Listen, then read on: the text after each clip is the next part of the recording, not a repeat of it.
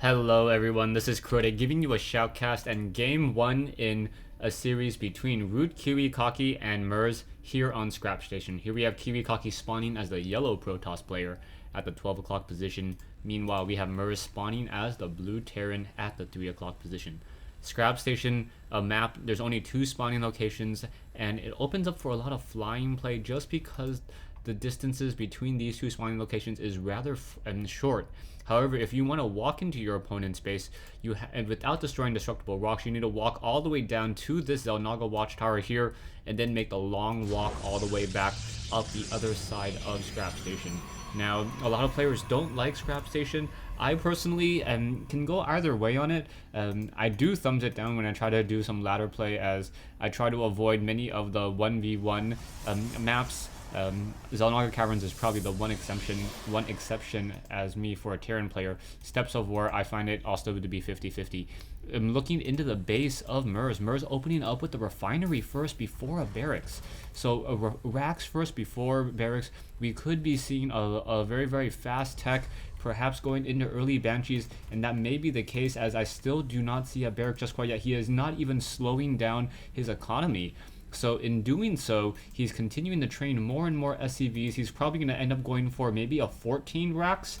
If he goes for a 14 racks, that will be significantly delayed. Okay, it's a late 13 racks, halting his SCV production for just a short amount of time as he finally gets this barracks up. We now have a gateway being placed down and warped in as well, in addition to an assimilator. So we'll see how exactly KiWiKaKi is going to open up against this very fast tech build by merz. merz should have enough for a factory as soon as this barracks is done, and then right after that, I am interested to see what exactly merz will continue to do. His economy is much slower just because he started mining gas a lot earlier, and he also got that refinery earlier. He's also going to get delayed in that orbital command, as opposed to the Nexus, which already has enough energy to chrono boost yet again. So I believe KiWiKaKi already chrono boosted once. We now see one supply depot hiding off over here, and now an SCV making its way down the ramp, perhaps going to activate that Xel'Naga watchtower, pass the probe, and keep on moving out. By the looks of it, I'm not sure if this probe will realize, or if KiWiKaKi will realize how much faster that factory is compared to normal. We now see a reactor coming into play. So what this might be is a factory liftoff to grab the reactor, double train Hellions, and if he has enough minerals, go into a starport. So early Hellions are going to be able to deal some damage, but a Stalker is already being trained up. Stalkers are very strong against Hellions, only taking 8 damage and also moving relatively fast as well. SCV now charging inside the space, looking around, able to take a look into the space, pretty much sees everything it wants to see, as that Zealot now trying to give chase. The Stalker are going to pop out and make that SCV just eat itself right there. Yeah, that SCV is now broken. Anyways, Marines now being double trained, Hellions now being trained as well, and I do not see a starport yet, so I am still interested to see why merz decided to opt to go for such a fast refinery. He's now sitting on almost 200 gas, going for another gas, and now double training Hellions out of the factory. So this is just a really strange play indeed. Hellion going to be able to torch that one probe, down it goes. And now that Hellion is going to wander around back and forth once again. Double training Hellions. We now see the refinery there, and now we are going into Stargate. I believe KiWiKaKi, if he goes for Void Rays, should be very successful now. I would have suspected that a starport would have been laid down by now. And this is just absolutely baffling as to what merz is trying to do. Why go for double gas when you have a reactor on a factory and no tech lab on the barracks? I'm confused. Hellions now making their way out. Hellions going to activate that Xel'Naga watchtower and then pass through once again. There are 2 Zealots and a Stalker. We have a Phoenix now being trained, so that Phoenix now on the move. A second Phoenix going to join in, and perhaps those Phoenixes will be able to start graviton beaming. And now we finally see that starport, but that starport is a little bit late. Hellions now trying to get some damage over here, able to get some damage, but unable to make their way in over here. Now they're just currently getting stuck, and I don't think KiWiKaKi didn't lose any probes in that Hellion run, so that was just a really bad run there. Hellions once again trying to suicide their way in. Perhaps they'll get some damage, perhaps actually deal some damage, take down some probes. It doesn't look like it. No, actually, I believe there was 2 probe deaths there. but there were also some, perhaps some SCV kills. No SCV kills just quite yet. Marines now trying to make their way, and Phoenix trying to get some damage, unable to do so as it's wandering around, going after a bunker instead on that front door. Marines able to shoot it down, and now we see a swap here. So we may be going for a Raven now. Banshees would just be a little bit silly, as there are Phoenixes in the air, and it is going to be Banshees. So merz training up Banshees, even though he knows that there are Phoenixes in the air. 2 Phoenixes, perhaps a third one. No, only 2 Phoenixes. No, a third one now joining in as well, as the Phoenixes know that if it is a Raven or a Banshee, that Phoenixes are going to be a very effective counter to it, just because the Phoenix moves so fast and also fires so quickly that it's able to absorb a lot of energy from that point defense drone as well.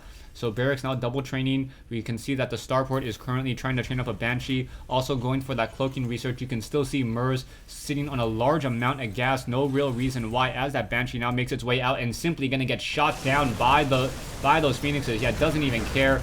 That was just a really wasteful Banshee right there. And now KiWiKaKi just making merz look like a fool. There's not much merz can really do. A command center is now down over here. An SCV going to do some scouting and see if there is going to be a nexus. And oh, the SCV could have delayed the nexus, but walked straight through that nexus, that building, as it was trying to be built. And now KiWiKaKi able to warp that in.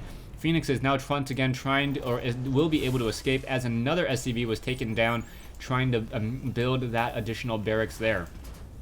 We can see a barracks now coming in. Phoenix is once again going after the mule. The mule now taken down.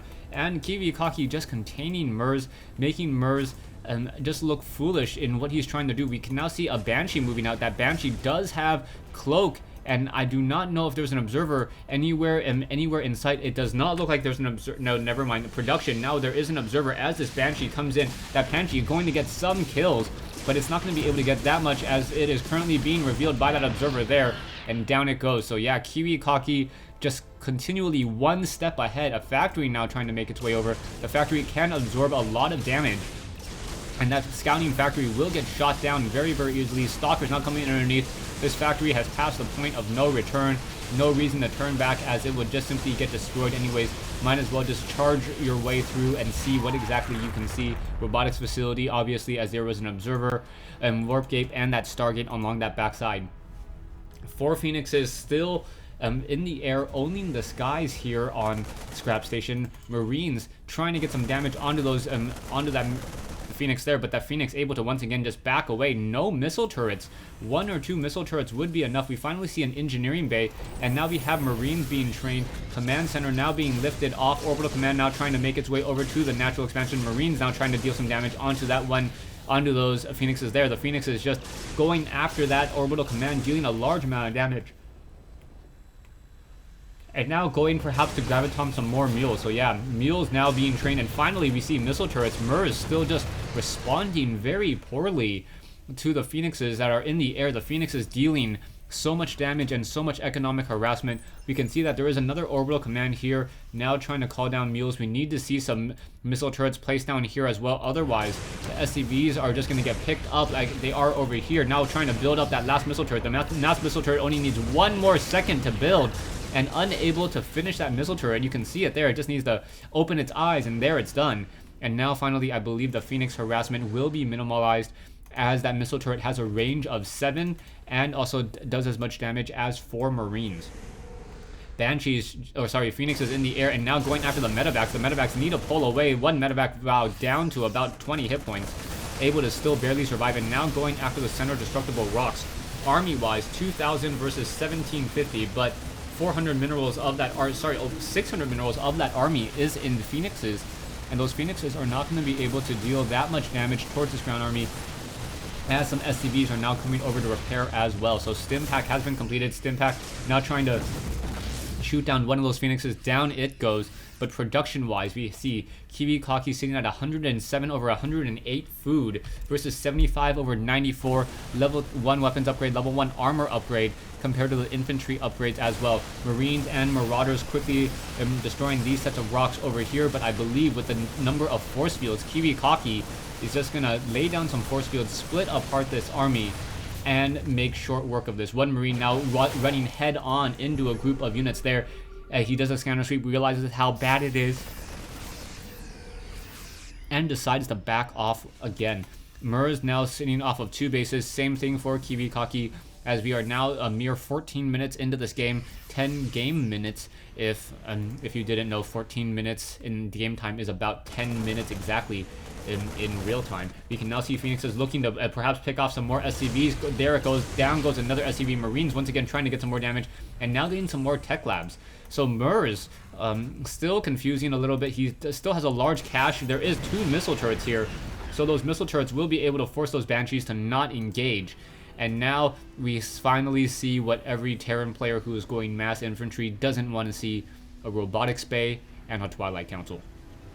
As long as KiWiKaKi can hold off this attack and hold off this pressing force and wait until he has 1 or 2 Colossus with 1 or 2 High Templar, it's going to be pretty much game over. The Templar Archives, or the Twilight Council is done, and the Templar Archives should be coming in eventually as long as KiWiKaKi gets enough gas. He may try to get a Colossus first. We have 1 Colossus now being trained. Is it being chrono boosted? No, just being built the old-fashioned way. Will take 75 seconds in order to build. And now level 2 forge weapons upgrade and level 2 armor upgrades as well. So the Marines, which are upgraded 1-0 and now without an armory for additional upgrades, it's going to be very difficult to try to shoot through the heavy Protoss plating. Robotics bay doing that research over here. Robotics facility now finally being chrono boosted, and this is going to be very, very effective indeed. So it's just going to be a matter of time before 2 or 3 Colossus with level 2 weapons upgrade are completed, and then that Terran bio ball should end up essentially melting under the pressure of, or under the heat of, those extended thermal lances. Marauders, Marines still wandering back and forth. At some point, the only thing that I believe Merz can do to really get back into this game is to either do a very effective drop or try to out macro, take another expansion, and simply win the game off of a pure macro style, hoping that his larger army, even though it is inferior in tech, is just superior in size and able to win out. You can see Nexus already being placed down by KiWiKaKi, so photon cannons also being placed down as well. So this expansion will be pretty well defended with 2 pylons, or no, sorry, 2 cannons, a pylon here, and then the ability to warp in some additional reinforcements as well. Out moves this massive bio ball army. Phoenixes does catch sight of these Marines. Marines now trying to make their way in. There are some Zealots. The Zealots do not have Zealot charge yet. There is a Colossus that does have the extended thermal lance range, and now doing so much damage, and there you go. There's that force field. Medevacs picking up the load and now needing to drop it off on the other side. The Colossus will be able to simply move through those force fields. Stalker sentries, and now another round of force fields coming in. Merz just having his whole entire army melt under the pressure.